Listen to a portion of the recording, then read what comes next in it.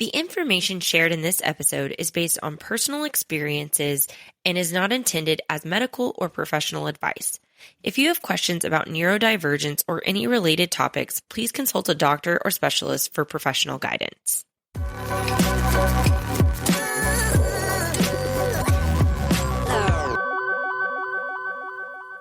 Hello, and welcome back to the Nourisher Podcast, where we are celebrating the passion, purpose, and power of women in our community and beyond. Today, we are diving into an important and hard-hitting, eye-opening conversation about neurodivergent leadership, what it means, why it matters, and how we can all become more inclusive and effective leaders. The term neurodivergent refers to individuals whose brains function differently from what society considers typical, including those with ADHD, autism, dyslexia, and other cognitive variations. But here's the thing, neurodivergence isn't a limitation, it's a strength. It brings creativity, innovation, and fresh perspectives to leadership and more. Our guest today, Dr. Renee Stovall, is a true champion for neurodiverse leadership. Her doctoral research has uncovered powerful insights into how we can harness these unique strengths in leadership spaces, build more inclusive environments, and challenge outdated misconceptions. So whether you're a leader, an aspiring leader, or someone who wants to create a more inclusive space in your workplace and community, this conversation is for you. Let's dive in. Dr. Stovall, how are you today? I'm great. Thanks, Kayla. Yeah, I'm so excited to have you. I know you and I have connected on a personal level just about resources that are available to neurodivergent individuals. My brother, he was diagnosed with autism. So that's been something that our family's been navigating for the last few years. And I know I've leaned on you heavily just to try and find resources for him and for others in our community. Absolutely. And I think there's power in asking for help, right? And so I think you'll find that's part of the theme today, not only for family members that have neurodivergent people, but employers that have neurodivergent people, because I guarantee you they're in your workplace, even if you don't know it, they're there. And then also for those neurodivergents themselves to be vulnerable, speak up on your behalf. We actually had a very powerful episode of Survivor this week. I'm not sure if you're a reality fan, but literally the first time Jeff Probst has ever cried on the show is after one of the contestants disclosed that she had autism and she was struggling with an overwhelming moment where she was overstimulated. She was very frustrated with the challenge and she had to lean on someone to really support her. And that person was actually on a different tribe. And so it was a very powerful moment in TV that just happened just a couple days ago. Oh gosh, I guarantee you I would have been just a bag of tears. My husband cried. I mean, that's saying something. Yeah. Well, and like you said, I think it's just really important for us to be open to perspective. You know, we always say we don't know what people are going through, so be kind. And I just think that that adds another level to that statement is we don't know what challenges they're dealing with when it comes to the way their brain functions, the way they think. I love just listening and getting to hear other people's perspective. And that allows me to grow as a person, as a colleague, a leader, a friend, whatever that may be. And so I love that we're going to dive into this conversation. So maybe we leave with just a tiny bit more understanding. And that first step is the most important step. So baby steps are perfectly acceptable. I think it's great that we're having this conversation, especially as we get ready for a new spring season and like everything feels fresh and fresh starts and stuff like that. But, you know, it's interesting you use the quote, we don't know what people don't know what they're going through, because we are seeing an increased number of adults that are not even diagnosed. And so they are struggling with something they don't even have a name for yet. And they know deep down something is different. I think differently, I act differently, I react differently, and they don't even have a diagnosis to lean on to help them in their personal journey to go research what is ADHD, how do I support myself. Women particularly are later diagnosed. The average diagnosis age for a woman is 35. That's vastly different than boys that get diagnosed in second and third grade. Mm-hmm. Yeah, I can't even imagine how frustrating that must be. I know we'll get a little bit more into your research and what you've found through your dissertation, but I kind of want to learn a little bit more about you and what inspired you to, look more into this topic. It was a very personal journey. I frankly had never heard of neurodivergence. That wasn't even a word in my vocabulary when we started this journey. But what happened was my oldest child, he was born perfectly healthy. Everything was normal. He walked at the right time. He talked at the right time. He did all the things. But at 18 months, he went nonverbal. He just completely stopped talking. He wouldn't tell us milk, mama, nothing. He just went completely, he would just grunt and point. And we became obviously very concerned. Like, as a first-time mom, it's terrifying. The pediatrician was amazing. She was super kind, and she was like, listen, he's still in there. We're going to figure this out. Don't jump to any conclusions, and do not Google anything. Right. Which is probably the best advice a pediatrician can give a first-time mom, because trust me, I wanted to go home and Google search everything. We had him go through some testing, and it came back that he had ADHD. Still didn't really know what that was. ADHD to me was kids like jumping off walls and, climbing on bookcases and being very destructive. Like I picture like tornado children. And that really didn't describe my son. My son was I called him my Ferdinand. He was very much the kid that wanted to pick flowers in the middle of the baseball game. He was always, out daydreaming. He was very much not a tornado kid. And I was like, I don't know that I agree with this. And so my answer to everything has always been books. There has to be a book written on this. There has to be an article. I'm going to go research it. And so we did, and we found out that there's 3 types of ADHD, and he had the inattentive type, which aligns with what we were seeing in him. We've gotten him occupational therapy. We've gotten him behavioral therapy. We've gotten him all these great services. We also later found out in 3rd grade he had dyslexia, which was part of an issue that we were struggling with.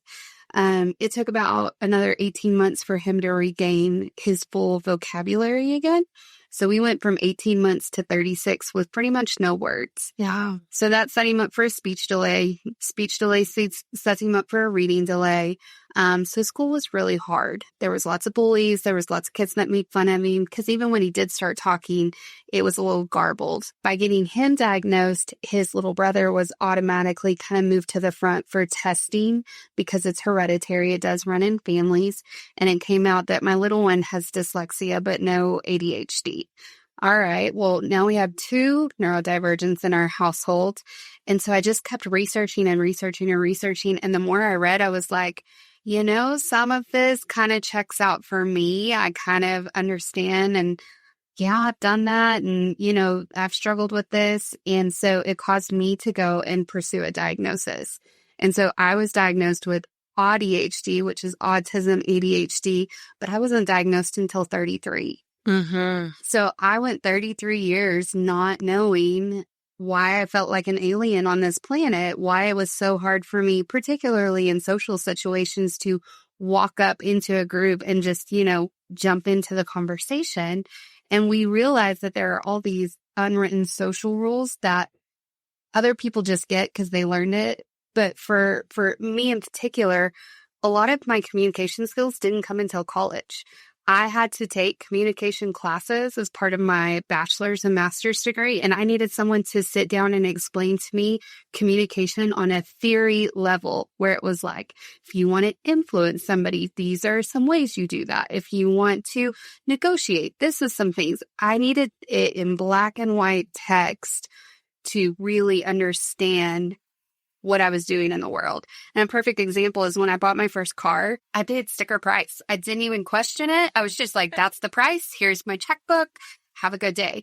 I went home and my parents were mortified, and they're like, oh my God, what did you do? And I was like, that's what I do at the grocery store. That's what I do at the gas station. Like, that's the price. That's what you pay. I didn't even know that negotiation was a part of it.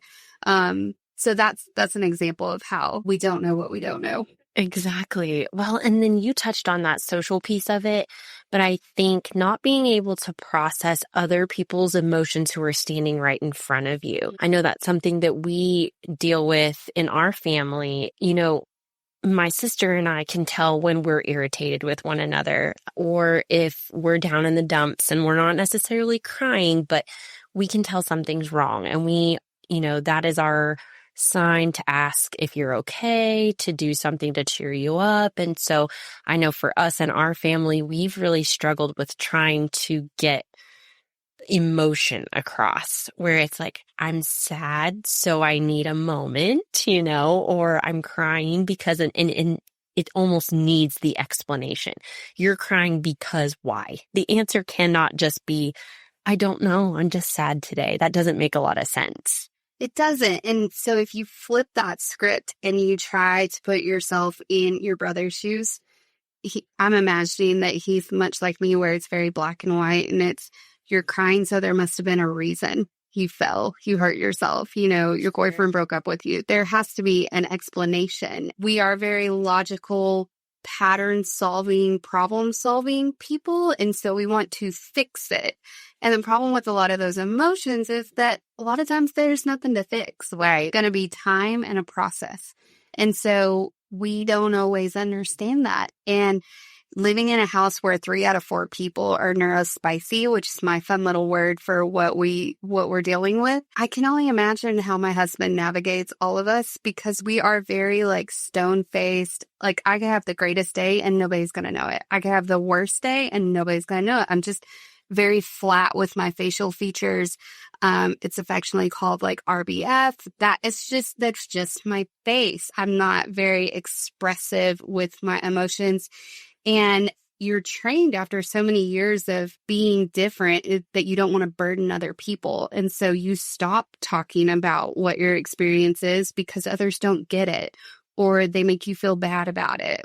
You can think of some the stereotypes on TV and stuff where people mention Sheldon Cooper from Big Bang Theory, which he's an over stereotyped version of this. But if you looked at how Sheldon was treated by his friends, it's not always kind. It makes sense that he only answers when people talk to him, and it's a learned protective trait. And a lot of people see that as you're defensive or you're aggressive. And it's, well, yeah, I'm defending myself. I've been smacked with a newspaper so many times. Of course, I'm going to defend myself. So it does take a lot of perspective on both sides to realize what we're trying to communicate with each other. And so just having that openness, we've talked about even putting labels on my fridge, sad day, happy day, whatever. Just so my kids know, is today a day I can, really lay it on my mom or whatever. But it is difficult, both sides. And that's why, again, I love that we're having this discussion today, because I feel like it's going to give people an insight into you and also into the people around them to know, oh, maybe that person doesn't hate me. Yeah. Maybe they just are processing this conversation differently than I am. I know I have to think about that every time I talk to my brother. I get that a lot, where my first impression, anytime I walk in a room, I'm reading it. That's my first purpose in my brain, is to who's doing what, who's leading what, who can I help, or who's having a problem. And so I'm constantly scanning rooms and stuff like that.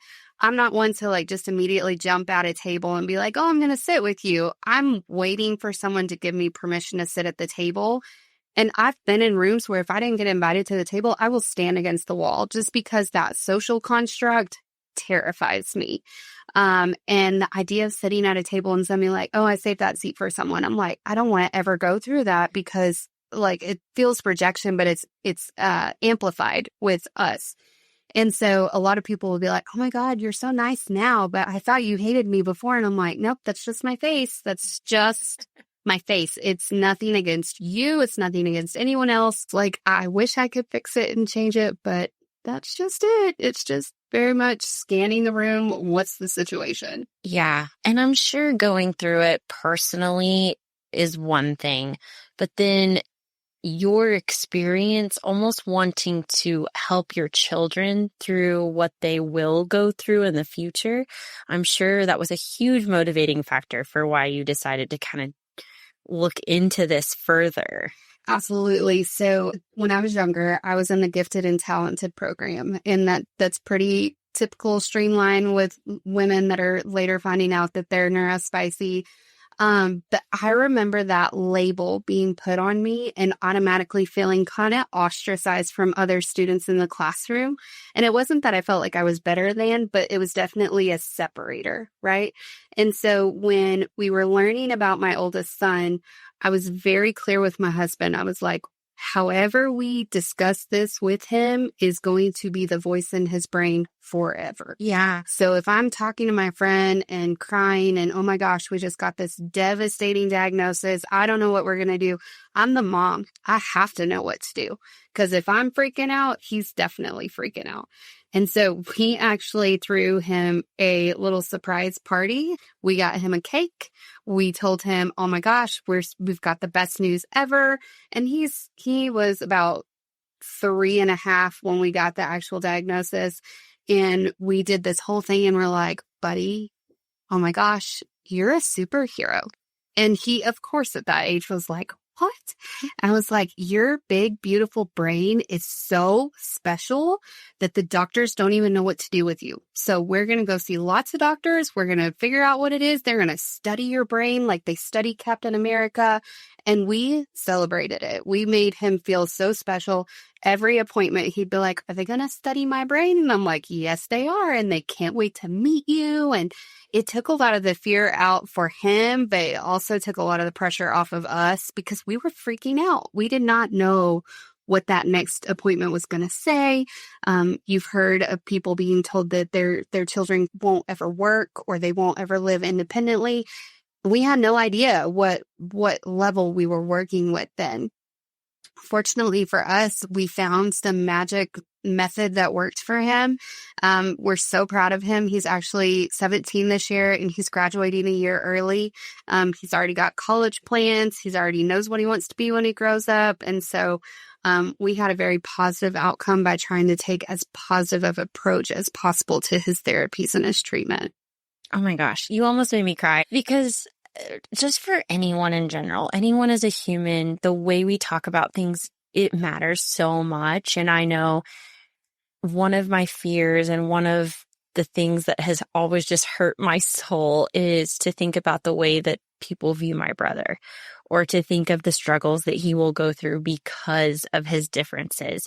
And so I love that story. Like, I feel like that's so powerful for people to hear, is the way we frame these conversations, these hard conversations that will shape the rest of their lives, absolutely matter. And now he's got such a positive outlook on the way he is different. And he might not even see it as quote unquote different. He sees it as special in the best way. Yeah. And we really got to see that last summer with his first job. He got to go and work at a summer camp. And the people that run the camp sent us a couple of emails during the summer. And they said, man, your kid makes sure that every kid feels included. Like, he is not mainstream, which I'm not mainstream. But if he saw a kid sitting at the picnic table by himself, he sat with that kid all day. And even if that kid was nasty or not nice or just, had a bad attitude, he tried to make a connection. Hey, what are you drawing? What's your favorite TV show? What do you think we're going to have for lunch today? And he would sit there and have a bad day. I mean, it's not fun sitting next to a rock, right? But he would purposely make sure that every kid felt included because he's been the one that was excluded. He's going to change the world. I have no doubts in my mind. I've known it since he was 4. Whatever he does is going to be amazing. And we've told him that his whole life. And so us framing the conversation for him starting at 3 hopefully sets him up to be able to advocate for himself and set those conversations up with his future spouse. He's going to have a conversation with future spouses. Hey, I carried this gene that might make children a little bit more complicated. He's going to have to advocate for that and explain himself. Future employers, I need a little bit more of this, or I need a little less of that. And We want him to be able to go out into the world and not only survive, but thrive. Yeah. I know you're a proud mama because that's so touching. And for him to be that way at a young age, teenagers. Yeah. I'm sure you deal with teenage problems like everyone else, but if someone called my home and said, this is what your kiddo did at camp or, at work, I would be over the moon. So I can't imagine how that made you feel. Yeah, we have two very special children. My oldest is homeschooled because that was the best need for him. My youngest is public school. And so when I go to events at his school, we get stopped by teachers and even other people's parents. And they're like, your kid's amazing. Like, they're so respectful. They're so kind. They're so this. And I'm like, oh, good. They didn't get their mama's blank face. I'm so glad that they're social and that they can jump in and do things. They've got to be okay. They're gonna do great. You're bringing up leaders, and that's very important. But I love that it kind of ties into the focus of your research, which is not just neurodivergent, neurospicy, because I love that word. Yes. It's not just the neurospicy part of it, but also how we can teach individuals with those differences that they can be effective leaders and mold them into someone who can hold a leadership position. So I wanted to ask you, what was the core focus of your research on neurodiverse leadership? Yeah, so I wanted to understand, could neurodivergent people be leaders based on the traditional models of leadership skills and skills that we've seen in academia forever? So I used a model called the Penn State Competency Model. It's broken down into 4 domains, and that is strategic thinking, relationship building, personal effectiveness, and task management. And so if you think of those 4 domains and you either think of your brother or whoever in your life is neurospicy, you can probably kind of try to figure out where their strengths are and where maybe there would be concerns at for employers. And so then I kind of broke those down into specific areas, which were self-responsibility, interpersonal competence, oral communication, interpersonal relationship building, leadership, conflict management, teamwork, influencing, and negotiating. And then we did a this and that comparison. I had neurotypical participants complete a survey and I had neurodivergent people complete the survey. And then I compared the results to see, do they value the same skills? Like neurotypicals and neurodivergents, do they all agree that these skills are necessary, that they're important? And how do they judge themselves? Do they feel like they're good at it? Do they feel like they're inadequate? What does that look like? And so what we found out was that neurotypical and neurodivergent people all have the same level of assuredness. They were all pretty square as far as like, I feel like I'm good at this. I feel like I'm good at that. But 2 things that came out of that research was that neurodivergent people do not see as much value in influence and negotiation. Mm-hmm. They don't see how that translates into leadership, which makes sense when you think about the written SOP version of corporate life. I come in, I clock in, I go to my desk, I do my job. I didn't stop at the water cooler and say hi to everybody, so I didn't put any influence into the day, right? But I came in and did my job and I did a good job, right?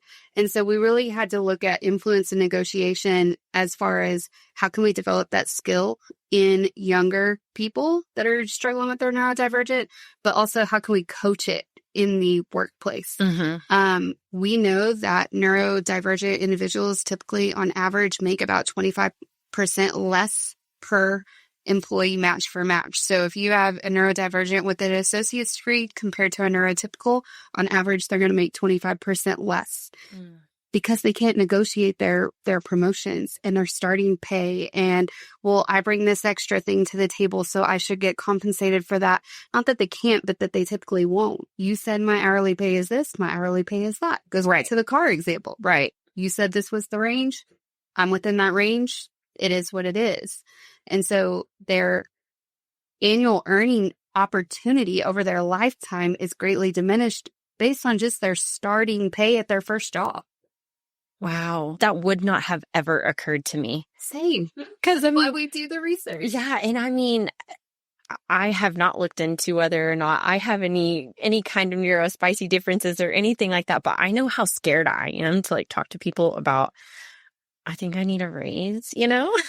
So I can't imagine if, again, you don't process that the same way, or it's not even on your radar. And so that is extremely sad. I hate to hear of inequities in the workplace at all, but especially when it comes to this, because they truly can't advocate for themselves, or hopefully they learn to, but most of the time, unfortunately, they don't learn to do that for themselves. They don't. It goes back to that rule following, right? If I have rules and I live within those rules, then I should be good, right? There's also this other layer called justice sensitivity, where if we do find out others are not following the rules or got special treatment or favoritism in some way, we are deeply hurt. When I was young and started driving, like, I felt the need to call police and be like, this person just ran a red light. I never did it, but that was definitely like, you cannot do that. Right. So imagine that person in the workplace doing their work for their $15 an hour, and somebody came in and was offered 15, but they negotiated for 18, and you've been working on that job for 5 years. And somebody just came in 2 days ago and they're already making $3 more per hour for you. You're going to be deeply wounded by that. And they're going to leave. They're going to take the knowledge you invested in them as their employer. They're going to take all the skills. They're going to take all their time, and they're going to go to somewhere else. And you just lost a great candidate because you didn't invest in them. You didn't take the time to get to know them. Oh, you should get a raise every year, Kaylor. You should ask for that because you now have a year more of experience. And we don't teach that. That's not really a lesson that we talk about. Right. You bring up a good point to talk about maybe some of the things that they struggle with when it comes to being an employee. But what in your research were some of their biggest strengths? Maybe strengths that aren't common in neurotypical individuals, something that they're very, very good at because of their differences. I think of neurotypicals as like a normal round ball, right? Like a basketball, something like that. You're going to roll that ball in a certain direction and you're going to expect it to go pretty much straight. I think of neurodivergent people more like a golf ball. It's got the little divots in it, but it also has spikes. And so we have little deficits like the golf ball does, but we also have super strengths, which are those spikes. And if you roll it, it's going to go wherever it wants to go, but where it lands is going to be somewhere you never even thought of. And so one thing that neurodivergents bring is unique pattern solving. They are really good at solving puzzles, problems, things like that. I've been in meetings where people are like, well, how are we going to do this? And I'm literally looking around the room like, why are we even talking about this? The answer is so clear. Like, we should call A, connect them with B, and that equals C. And everybody's like, oh my gosh, I even don't take advantage of my own strengths and stuff like that. So when I see students in particularly, I'm like, keep going. Like, you are right.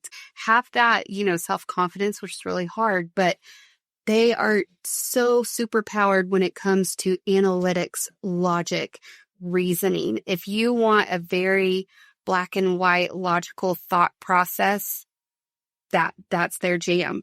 On the other end of the spectrum, you have super creatives. You have the very artistic, very gifted and talented in the creative directives, and they can come up with amazing things like the video games and the movies and the AI artwork and stuff like that. So you've got people in different zones. You just have to know who you're working with and what they bring to the table.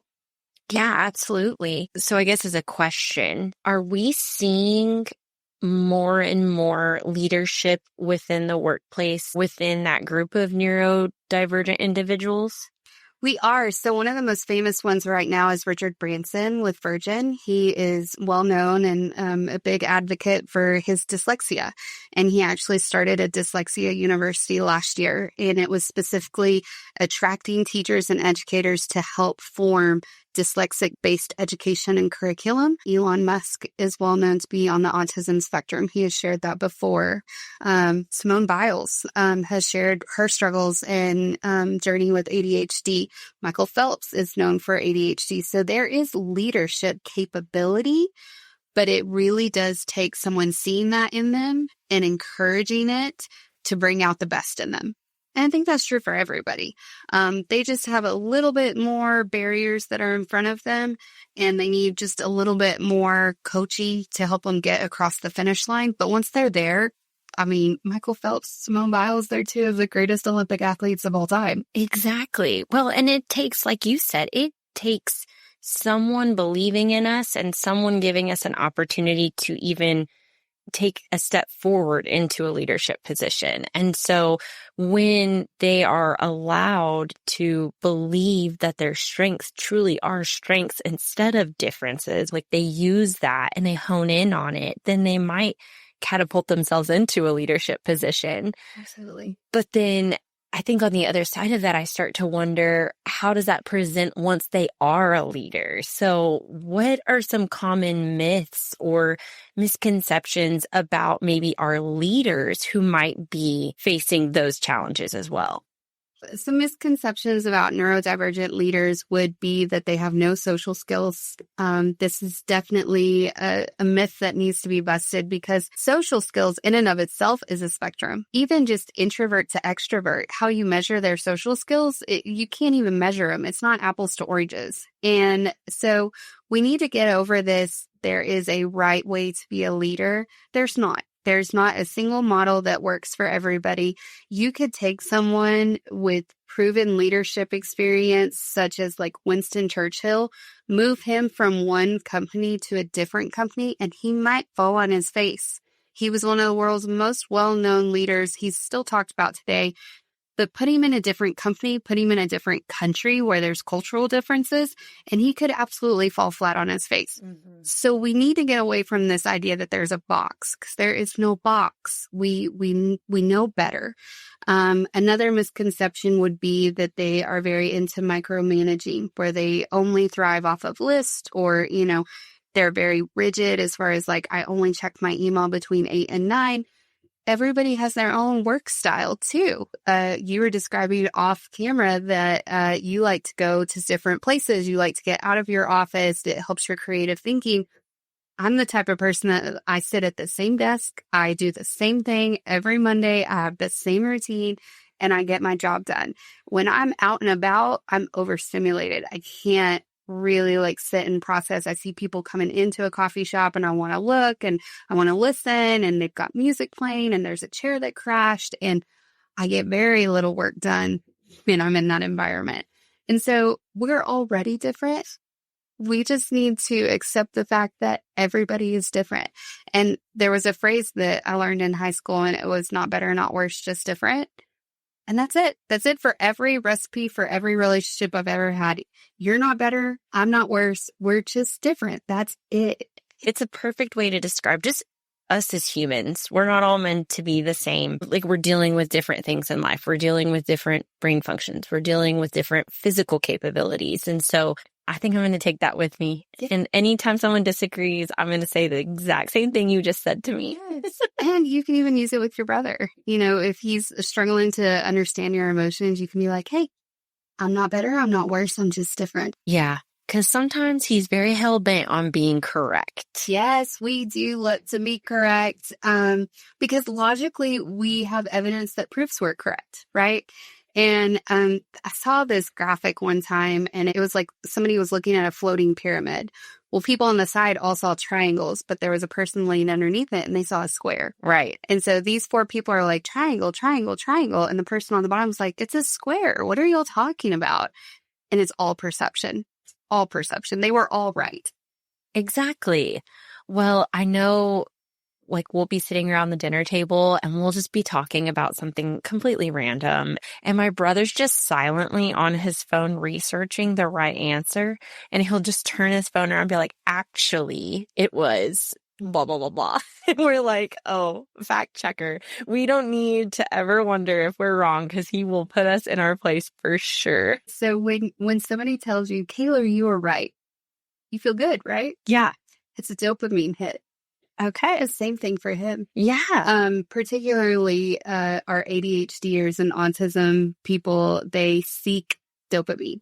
And so they have their favorite foods, right? He was probably very like specific when he was a kid, mac and cheese, chicken nuggets, whatever his jam was, it's dopamine. He feeds off of it. So whatever makes him happy or lights up that dopamine part of his brain, he's going to repeat it as much as he can. One thing we saw with my oldest was he would tell the same joke. Like he would hear a funny joke, he would say it to me and I would laugh. And then he would repeat it like 5 minutes later to his dad, expecting the same reaction.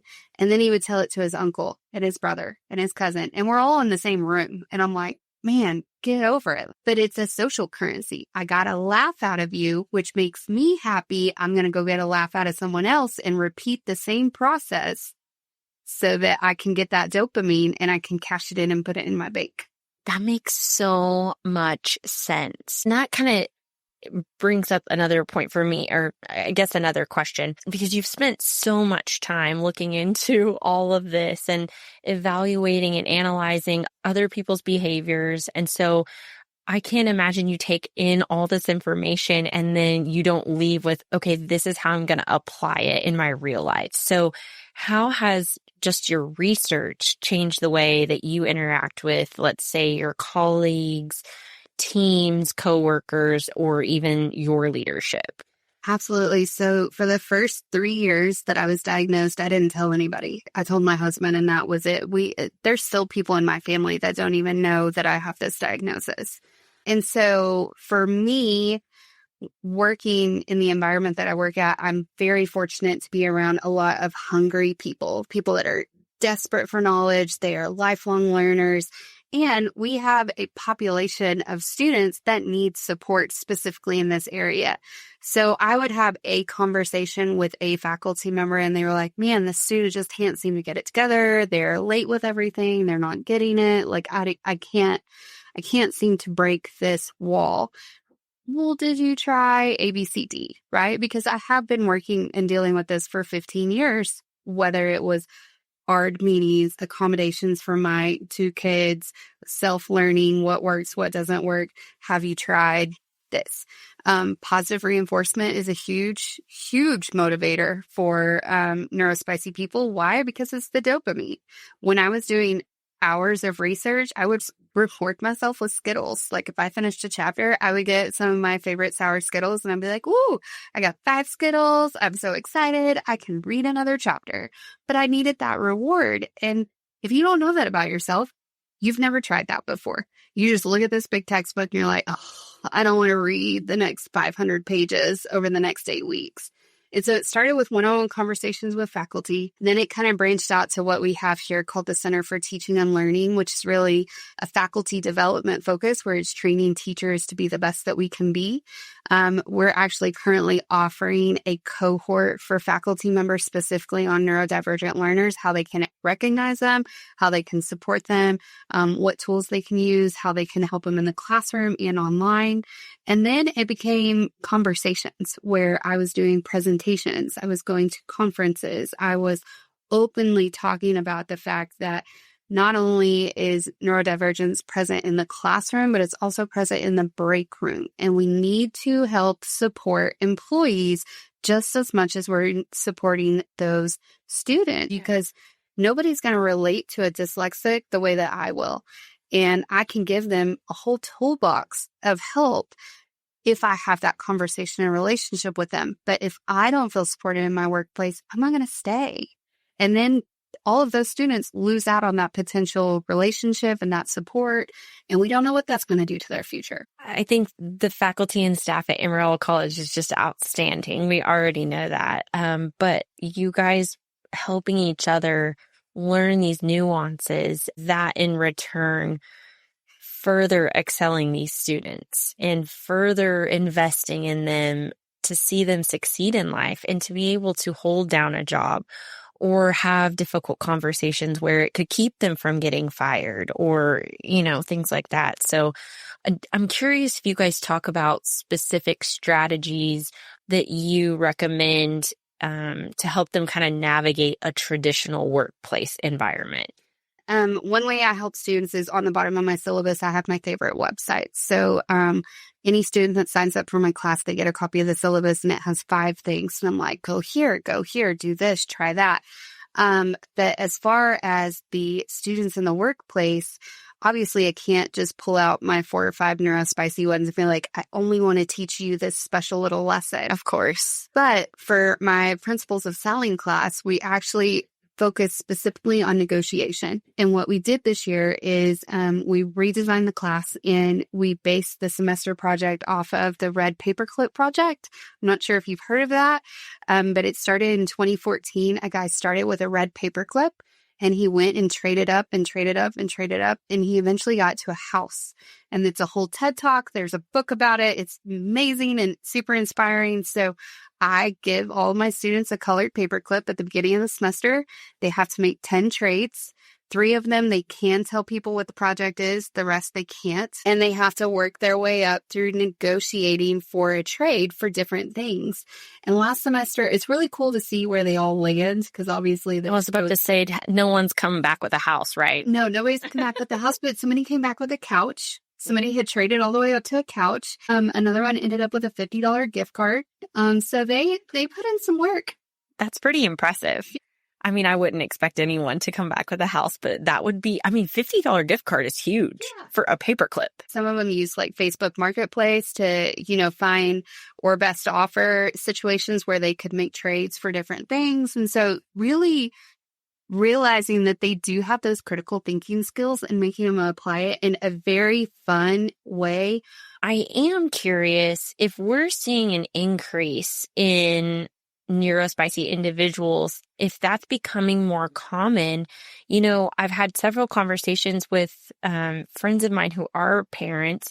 They have youngins, but they're seeing some differences with just the level of access they have to just technology at their hands. It's so easy. And I don't know if your research at all kind of looked more into the correlation between what's available to them and maybe how that's affecting them developmentally, and is it leading to more diagnosis of neurodivergent individuals? Not specifically my doctoral research, but my private research as a parent, I found a couple of things that definitely, parents in the 80s didn't struggle with, like parents in the 2020s. One of which, and I know that this is a hot button political issue, but food dye. We know red food dye is a neurodisruptor. We know that it impacts different people different ways. So with my oldest, once I heard that, I went through our pantry and I looked for all the red dye, and I was blown away at how much red dye he was consuming. Even his children's Tylenol was red dye. And I had to go find dye-free this and dye-free that. And we did like a 3-month just purge of no red dye just to see, does it really make a difference? And every day when you kind of detox from it, you don't really see a major difference. But I remember distinctly, we went to a birthday party. It was at the hockey rink. They had a cooler of Gatorades. He just reached in, grabbed, was just a total kid, popped the lid, chugged it. And by the time we realized that he had drank it, then we all kind of realized, oh my gosh, that's purple, and red and blue make purple.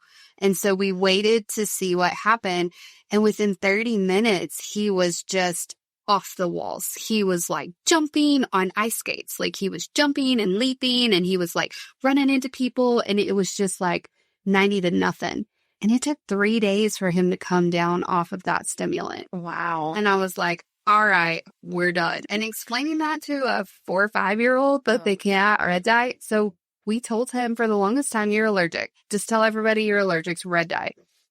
Which is great because his grandma is actually allergic to yellow dye. So it was just kind of a normal conversation. But so we know dye is definitely one.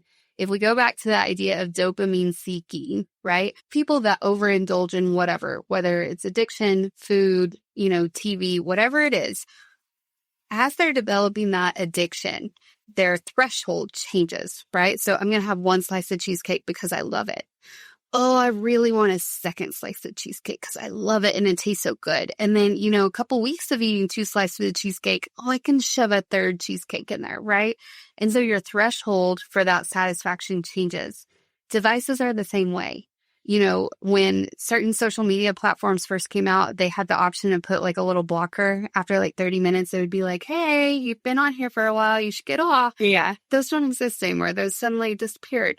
But now we're spending 4 or 5, 6 hours on those platforms. Guess what? I get less dopamine even with more time. So now I have to increase my time in order to match the dopamine I previously got. Kids are the same way. And you're seeing these increased behavior issues and stuff because their dopamine buckets are being filled in different ways, but less than previously. So you give, a toddler an iPad for 10 minutes, right? We're waiting for food at the restaurant. Here, just play for 10 minutes. Well, the next time you go to the restaurant, they're going to want it for 15 minutes. And then they're going to want it for 20. And then they're not even going to want their food because they're so obsessed with the game.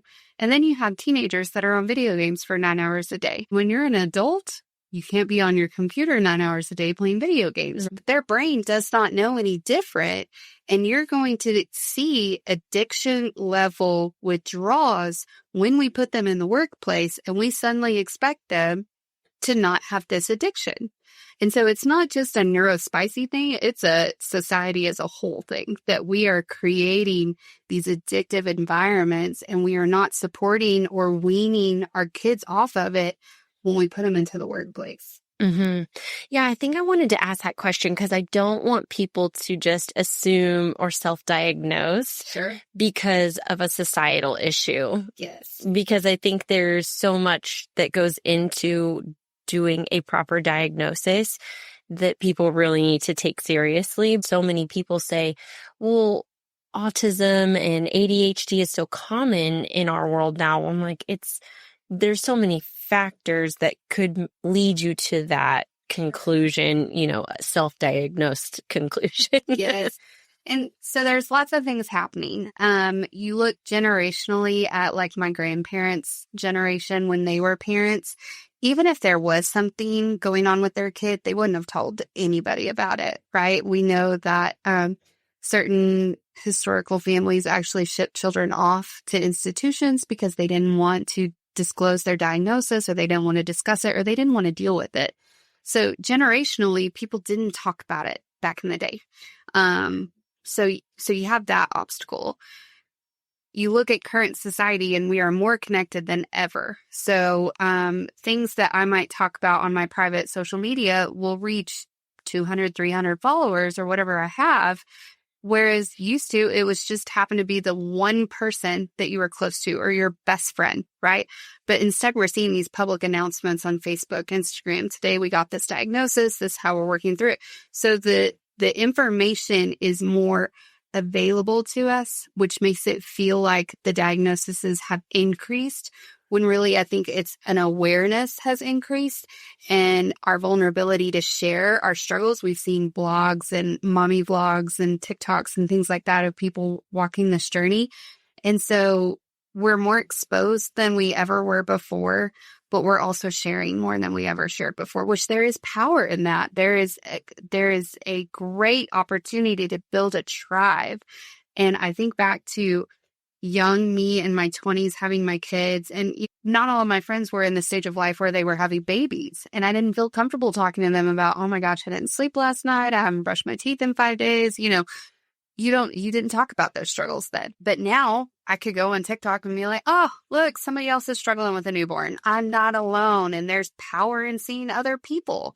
And so while your original question was, we're seeing more of it, we're seeing an increase thanks to some of the things that I mentioned, but we're seeing more of everything across the board. So be mindful that we're just overexposed as a society. Oh, for sure. And I think you put that beautifully because yes, I love there's this double-edged sword when it comes to social media and our access to information, because it's great that we have more awareness, that we're connected to a community. We have those available resources in the palm of our hand. And so I do love that aspect of it. But then there's also the other side of it where it's like you need to be able to dissect this information on whether it's credible or not. We actually talked about that yesterday in class, learning what credible sources were and how do you know it's credible? Kaylor is an expert in marketing and I want to believe everything Kaylor says, but some of that is perspective. We have to understand that nobody is the end-all be-all expert. And I would even encourage parents, especially moms, you've got that gut feeling that something's going on with your kid. Keep going until your gut says you've got it right. Misdiagnoses happen. Lack of awareness happens. Go with that gut and trust your instincts as far as, should I get self-diagnosed? Should I go for a formal diagnosis? Everybody's journey is going to be a little bit different.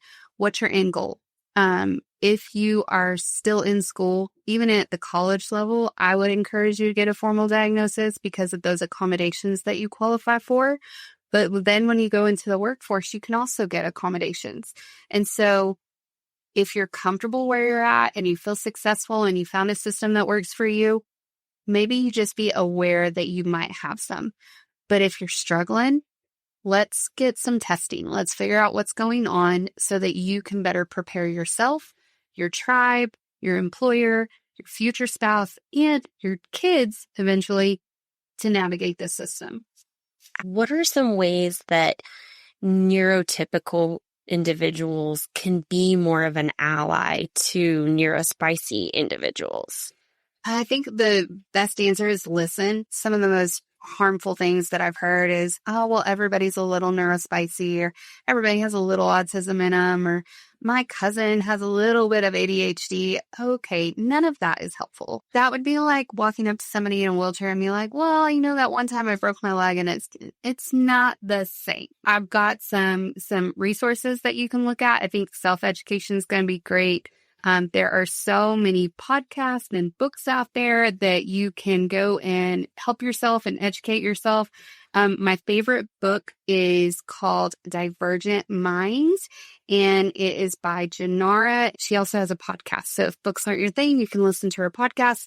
Her podcast is called Launching Deeply by Janara Narenberg, and she looks specifically from the female lens, navigating a neurotypical world that was not designed for neurodivergent women. Another podcast is Misdiagnosed, Misunderstood, and Magnificent, which I think is just empowering in and of itself, the way they set that up, that they look at different situations.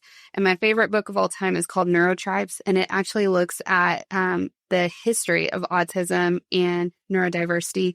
And it even breaks it down all the way to Silicon Valley and how it is the neurodivergent capita of the world. And you think about the people that work in Silicon and their problem solving and analytic skills, and then they have babies that also live in Silicon. So it starts to make sense that we are starting to see little communities of neurodivergent tribes. And it's really, all of those are fascinating. Just like with anything else, educate yourself. Yes. And I think, it's especially important for leaders in the workplace or within civic groups or just within friend groups to be that person who maybe doesn't quite understand something and they want to know more, because you truly want to have a good connection with everyone that you come in contact with, but especially those who have challenges and differences to make them feel like they belong and feed that dopamine surge. That to me would be the most rewarding part.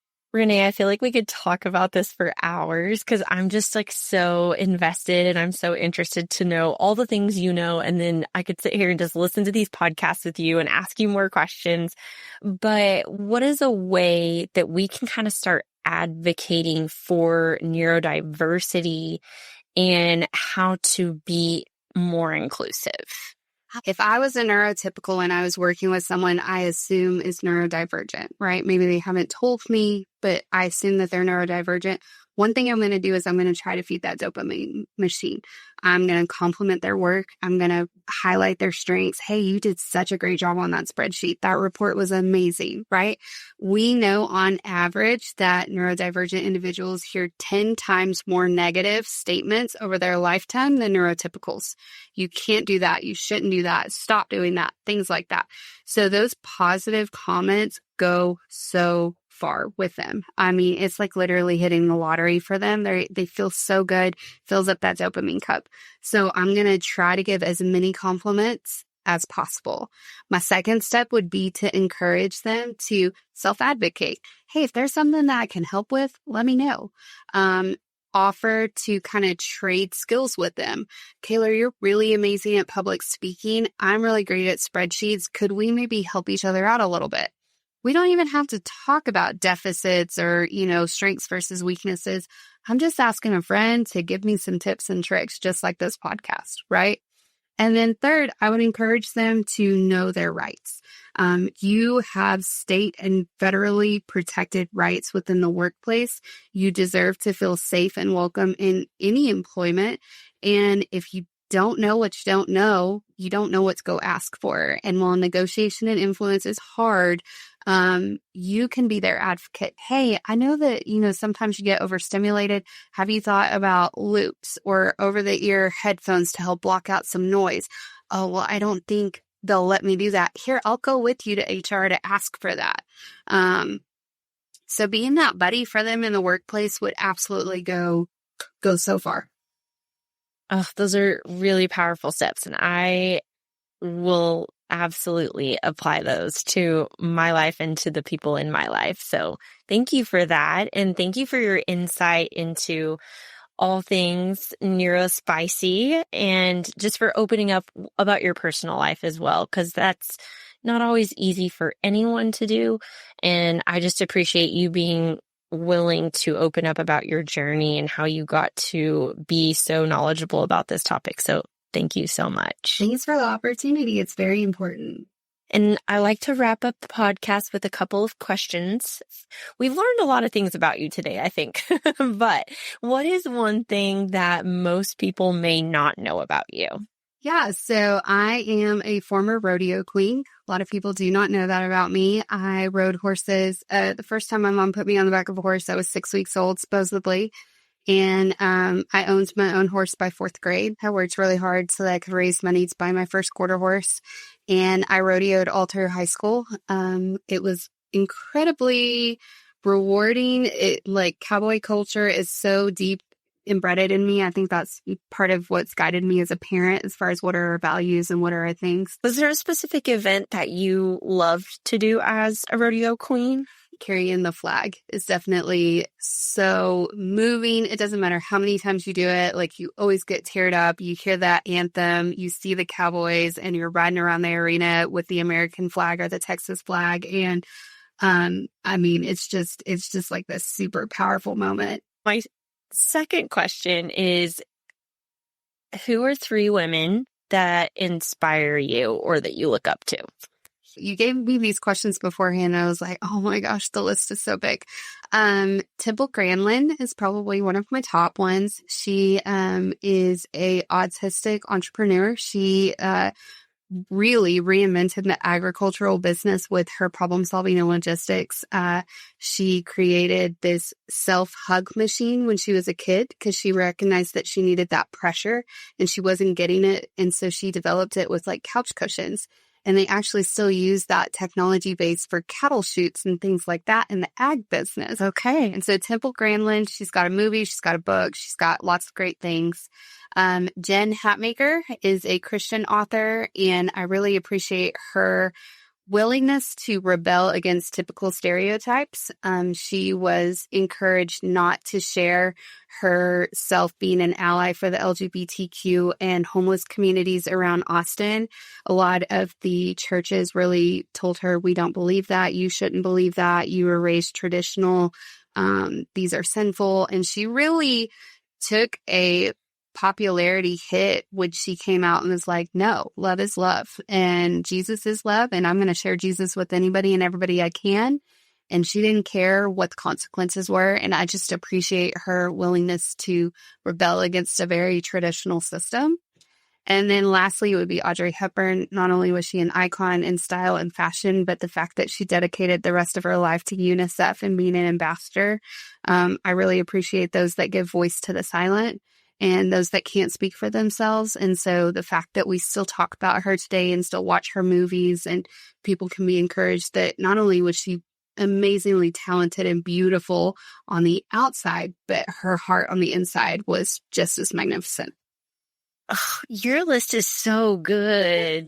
Those are 3 amazing answers. Thank you. And there's such range there, but I think they obviously all have this heart for service and heart for people. Yes. And I feel like I definitely see that in you and Thank you. what you do every day, and just also being an ally, a spokesperson, and an advocate for neurodivergent people. And I just appreciate you and your leadership in our community. So thank you again for being on the podcast. Thanks for inviting me. And if we ever need to do a part 2, absolutely let me know.